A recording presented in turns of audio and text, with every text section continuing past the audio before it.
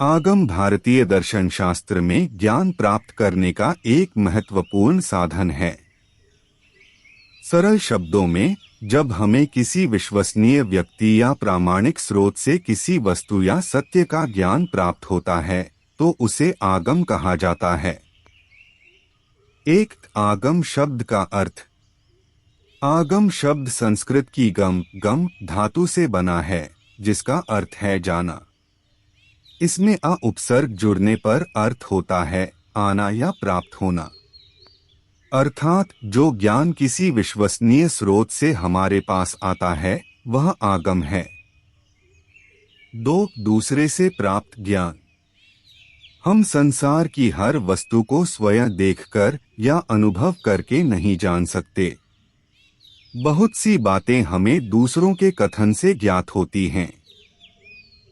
उदाहरण के लिए, आपने किसी देश को स्वयं नहीं देखा, फिर भी उसके बारे में किसी विश्वसनीय व्यक्ति से जान सकते हैं। कोई शिक्षक आपको ऐसी ऐतिहासिक घटना बताता है जिसे आपने स्वयं नहीं देखा।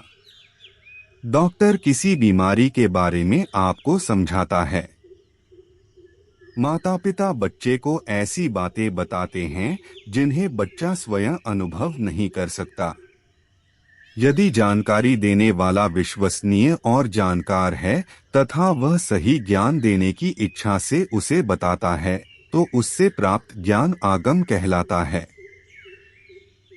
केवल शब्दों से ही नहीं। आगम का अर्थ केवल बोले हुए शब्दों से ज्ञान प्राप्त करना नहीं है। ज्ञान शब्द, संकेत, चिन्ह या प्रतीक के माध्यम से भी प्राप्त हो सकता है। जैसे लाल ट्रैफिक लाइट रुकने का ज्ञान। यहाँ किसी व्यक्ति ने आपको बोलकर नहीं बताया, बल्कि एक संकेत ने आपको अर्थ समझाया। इसी प्रकार किसी मानचित्र, दिशासूचक चिन्ह या प्रतीक से भी हमें किसी वस्तु या स्थान के बारे में ज्ञान प्राप्त होता है। वेदांत में आगम। वेदांत में आगम या शब्द प्रमाण का विशेष महत्व है, विशेषकर ऐसी वस्तुओं के ज्ञान में जिन्हें सामान्य इंद्रियों द्वारा प्रत्यक्ष रूप से नहीं जाना जा सकता। श्रुति, वेद को प्रमाण माना जाता है। उदाहरण के लिए, ब्रह्मा का स्वरूप, आत्मा की वास्तविक प्रकृति और आत्मा ब्रह्म की एकता जैसी बातें सामान्य इंद्रिय प्रत्यक्ष से सिद्ध नहीं होती। इनके ज्ञान के लिए उपनिषदों जैसे श्रुति प्रमाण का आश्रय लिया जाता है।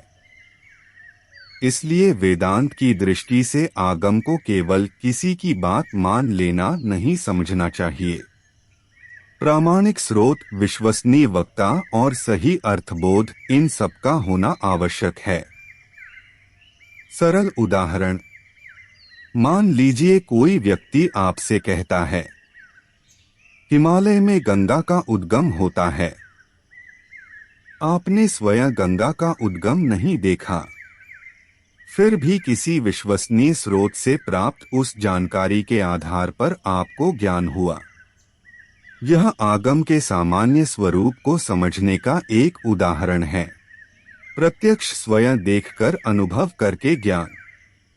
अनुमान, किसी कारण से निष्कर्ष निकालकर ज्ञान।